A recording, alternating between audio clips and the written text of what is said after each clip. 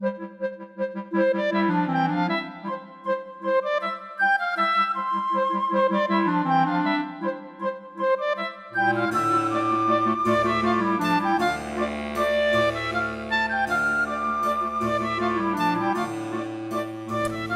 name is Ann Brinkman. I work for the Junior League of Chicago, and I'm the executive director there.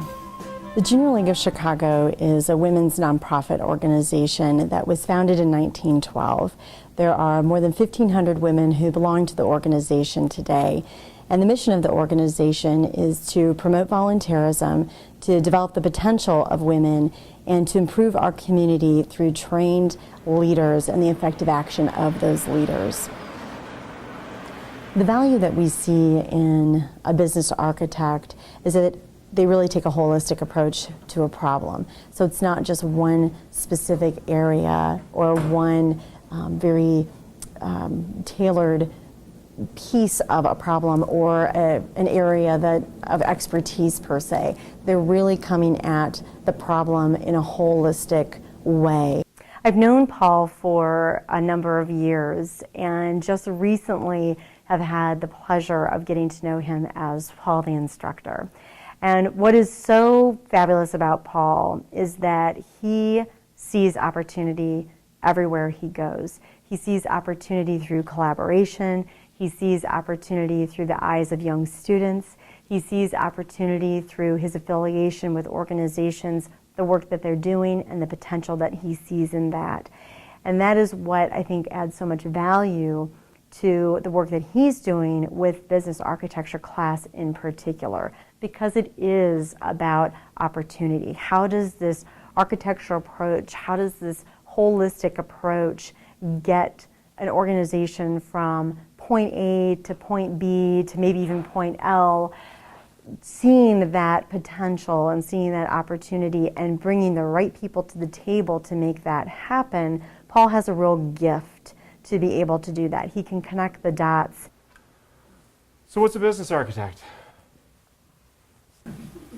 What a building architect is to a building, a business architect essentially is to a business. Okay, we can sort of use that paradigm in a loose way. We can get into some esoteric knots, and okay, we'll sort those out as we come. But essentially we're fulfilling the same role. Interestingly, this role has not been defined in the corporate organizational culture, and that's why we have all these people fighting. They think if they fight politically, then a good answer will come out, right? It has to be the right answer, because otherwise you're going to get fired. So if this person has a lot of political power and this person doesn't, whatever this person wants to do must be the right answer. Otherwise you'll be fired.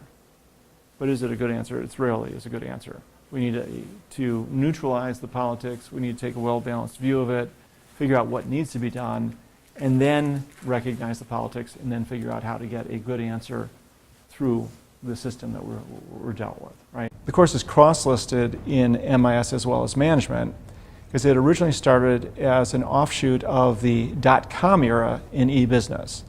It was essentially the set of skills that you wished a business manager had when they were teeing up projects for IT teams. He does not see barriers in that formula or in that equation. He knows that you just have to keep fighting. Even if you come to a barrier or you come to a challenge or a block in the road, you have to find a new way. You have to get around it. You got to keep moving forward. And that's what it's all about. And that's what it's all about for nonprofits. It's constantly moving that mission forward. It's constantly making sure that that mission is relevant and that it's constantly meeting the needs of its constituency. And those needs are changing all the time. Our marketplace changes all the time. Since then, it has become a much broader set of activities touching every part of the organization and really becoming a fundamental skill of business design. And that type of skill belonged in the management department. So we still have our MIS IT roots, but it is really a management course in itself. Paul recognizes all of that, and I think he has designed this course to be adaptable and flexible within that chaos and within that randomness, to be able to bring a structure to the process and a collaboration and a connectiveness that helps a whole group of people that really don't even know each other really rally around a common goal, a common mission, and help move it toward more progress. We're going to do like a little get to know you exercise. It used to take me 5 class periods before people would finally relax and start to have fun with each other. And it turns out that this little exercise works really well. People hate to talk about themselves. They don't know sort of what to say. So we don't do that. We pair up in 2s, and you interview the person next to you, and you present that person to the rest of the class, okay, in the most glowing terms that you can possibly imagine. You make every person an absolute joy for us all to know, because that is how people are going to get to know each other. That's what we're going to remember about each other forever, and we're going to look forward to seeing each other. This okay? particular approach is really much more involved and maybe even a little bit layered, maybe even a little bit complex. And the reason we like that is that it helps us really better understand the problem at hand, really how deep it might be, or how it might be impacting different areas of our organization that we're not even aware of. And if we put a microscope on the issue rather than looking at it with a telescope lens, so to speak, we might not find the real issues at hand, and we might go down a path that really is not going to lead us to the right solution.